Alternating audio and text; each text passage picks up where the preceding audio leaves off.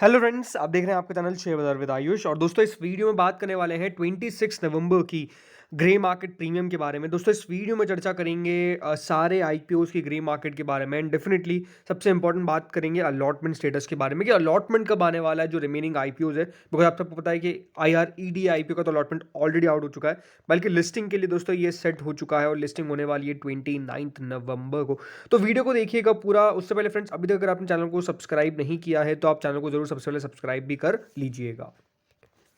तो फ्रेंड्स शुरू करते हैं टाटा टेक्नोलॉजी से। तो टाटा टेक्नोलॉजी आईपीओ आप सबको पता है कि देखिए क्लोज हो चुका है और एक बम्पर सब्सक्रिप्शन इसने रिसीव किया है। 500 रुपये का इसका प्राइस बैंड है। अगर आपको मिल जाता है तो 500 रुपीज़ के हिसाब से आपको एक शेयर मिलेगा। टोटल मिला के 30 शेयर्स आपको मिलेंगे इन सिंगल लॉट, यानी वन लॉट।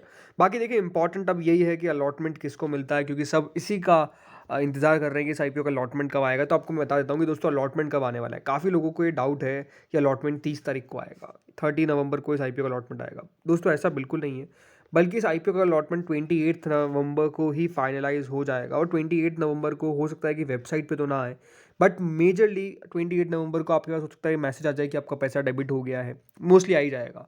एंड 29 को मेरे हिसाब से वो वेबसाइट पर भी अपलोड हो जाएगा, क्योंकि बहुत सारे आईपीओज हैं। मतलब आप समझ लीजिए 4 आईपीओज हैं और चारों के आईपीओ सिंगल डेट 28 नवंबर को ही आने वाले हैं। तो याद रखिएगा एक ही रजिस्ट्रार है। अगर अलग अलग रजिस्ट्रार होता तो प्रॉब्लम नहीं होती, बट क्योंकि एक ही रजिस्ट्रार है तो मेरे हिसाब से वो धीरे धीरे करके लाएगा। हो सकता है कि टाटा टेक्नोलॉजीज का सबसे पहले आईपीओ रिलीज कर दे, या हो सकता है कि सबसे आखिरी में रिलीज करे। कोई बहुत बड़ी बात नहीं है, but no doubt Tata technologies का दोस्तों जो आईपीओ का अलॉटमेंट है वो आने कब वाला है, वो है दोस्तों 28 नवंबर को।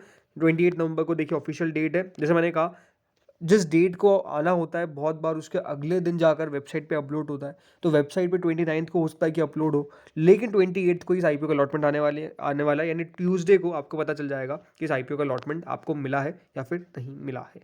बाकी ये है कि अगर मिलता है तो 500 रुपये का आपको एक शेयर मिलेगा। टोटल मिला के 30 शेयर्स मिलेंगे। अलॉटमेंट मैट्रिक्स देखिए, आपको पहले बता दिया है कि अलॉटमेंट मैट्रिक्स किस तरीके से होने वाला है। अगर आपने रिटेल कैटेगरी में लगाया तो ऑलमोस्ट मान लीजिए कि 11.9 में से एक जने को इस आईपीओ का अलॉटमेंट मिलेगा। लेकिन मैं आपको कहा था कि बहुत सारे लोगों ने यूपीआई की बिड को एक्सेप्ट नहीं किया, तो हम कह सकते हैं राउंड ऑफ 11 में से एक को अलॉटमेंट मिलेगा। एम्प्लॉय कैटेगरी देखिए बहुत ज़्यादा सब्सक्राइब दिखा रही है, 3 टाइम्स। बहुत ज़्यादा मतलब कंपनी के पास इतने एम्प्लॉयज़ ही नहीं जितना सब्सक्रिप्शन आ गया, तो यहाँ पर भी काफ़ी आसानी से अलॉटमेंट मिल जाएगा।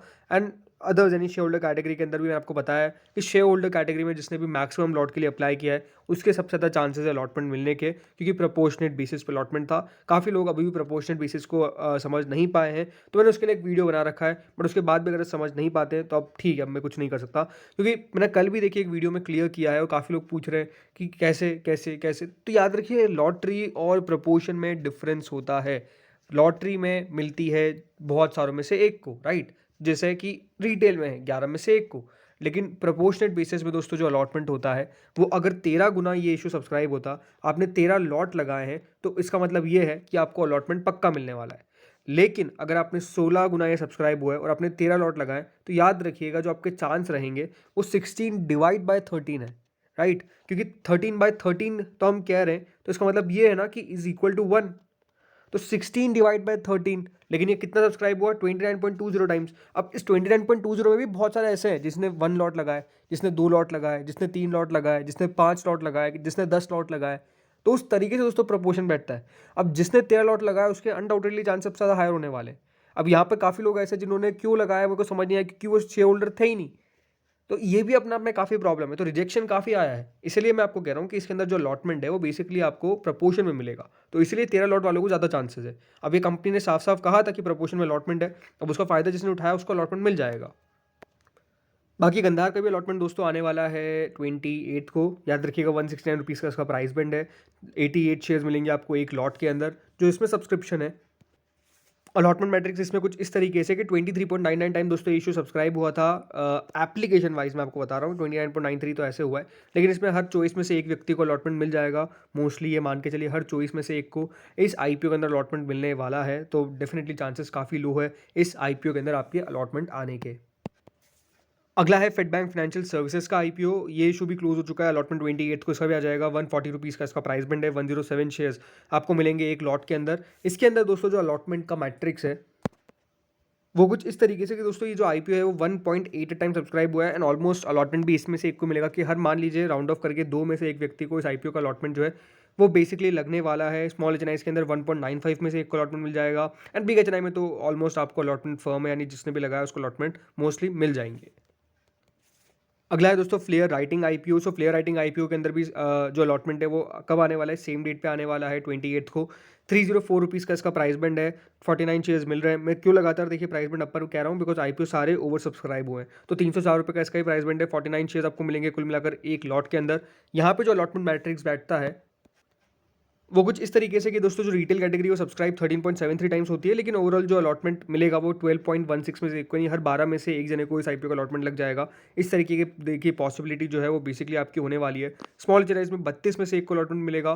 बिग एच में अगर आप बात करता हूँ तो 36 डिवाइड बाय 5 कर लीजिए, तो ऑलमोस्ट दोस्तों कितना ये बैठता है 7, ठीक है, 7 में से एक को अलॉटमेंट मिल सकता है इस बिग एचएनआई के अंदर, क्योंकि याद रखिए यहाँ पर आप लगाते ज़रूर 10 लाख के, लेकिन मैक्सिमम आपको 2 लाख तक के शेयर्स मिलते हैं, तो उसको डिवाइड बाय 5 कर देते हैं, तो 36 बाई डिवाइड बाय 5 यानी ऑलमोस्ट हर 7 में से एक को अलॉटमेंट जो है वो बिग एचएनआई के अंदर मिल जाएगा।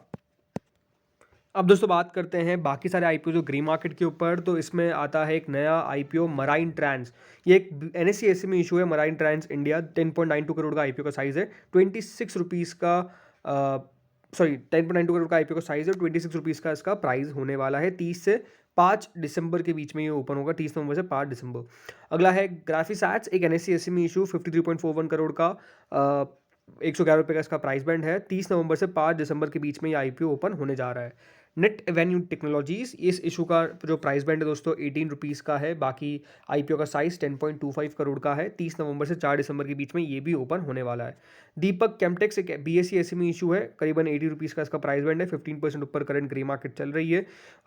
29 नवंबर से 1 दिसंबर के बीच में दोस्तों ये इशू ओपन होगा। 23 करोड़ का आईपीओ का साइज़ है। AMIC फोर्जिंग्स, एक बीएससी एससी में इशू है, 126 रुपीज़ का इसका प्राइस बैंड है। ये आईपीओ भी दोस्तों 29 नवंबर से 1 दिसंबर के बीच में ओपन होगा। 34.80 करोड़ का आईपीओ का कुल मिलाकर साइज़ है। स्वास्तिक प्लास्कॉन, ओवरऑल आईपीओ ओपन हो चुका है और पहले दिन 0.47 टाइम सब्सक्राइब भी हुआ। 8% करंट ग्रे मार्केट है। ये आईपीओ 29 नवंबर तक ओपन है, यानी अभी 2 दिन और बाकी है। अगला है दोस्तों टाटा टेक्नोलॉजीज, ग्रे मार्केट में फिर से बढ़त देखने को मिली है। पहले 400 की बिलो चले गई थी, लेकिन अब फिर से 414 रुपीज़ के आसपास प्राइस देखने को मिल रही है ग्रे मार्केट की, तो अच्छी बात है। मोस्टली मुझे लगता है कि देखिए इशू लिस्टिंग के बाद या भी और चलने की कैपेबिलिटी रखता है। रीज़न सिंपल है, जो पैसा निकल कर आया है और क्यूआईबीज ने जिस तरीके से पैसा लगाया है, मेरे हिसाब से तो क्यूआईबी की फॉलोअप बाइंग आनी चाहिए, बिकॉज इतना पैसा जो आया है वो वापस लगाने के लिए आना चाहिए मार्केट के अंदर। इस प्रकार की एक्सपेक्टेशंस होनी चाहिए। लेट्स सी होता क्या है लिस्टिंग के दिन, वो तो हमको पता चल जाएगा। Gandhar oil refinery 75 rupees current grey market है। आप कह सकते हैं कि ग्रे मार्केट बढ़िया चल रही है 45% के आसपास। अब देखना ये है कि लिस्टिंग किस तरह की होती है, कितनी अच्छी होती है, कितना 40% देगा, 50% देगा, वो हमको लिस्टिंग के दिन पता चल जाएगा। Fed bank financial services, there is no grey market, यानी कुछ भी ट्रेड्स अब नहीं हो रहे हैं यहाँ पर। ये स्वाभाविक सी बात है मतलब इस आईपीओ के अंदर, लेकिन देखते हैं होता क्या है लिस्टिंग के अंदर। बहुत बार लिस्टिंग के दिन चौंका दिए जाते हैं आईपीओ के अंदर, तो लेट्स सी होता क्या है।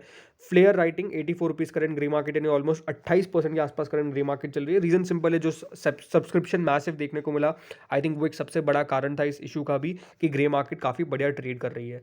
रॉकिंग डील्स, इस आईपीओ ने भी अच्छा सब्सक्रिप्शन रिसीव किया, ऑलमोस्ट 213 गुना। बाकी लिस्टिंग इसकी याद रखिएगा होने वाली है 30 नवंबर को, 28 को इस आईपीओ का अलॉटमेंट है। एंड बिल्कुल ये आईपीओ जिस जब होगा 30 तारीख को, तो देखना होगा कितनी धमदार लिस्टिंग होती है। आईरेडा आईपीओ का जो लिस्टिंग है वो है दोस्तों 29 को, और याद रखिएगा 31% इसकी ग्रे मार्केट है। अनलिस्टिंग में कह रहा हूँ, बहुत अच्छी लिस्टिंग होगी, मतलब आप मान के चलिए 25% से ऊपर मिलने की पूरी पॉसिबिलिटी है।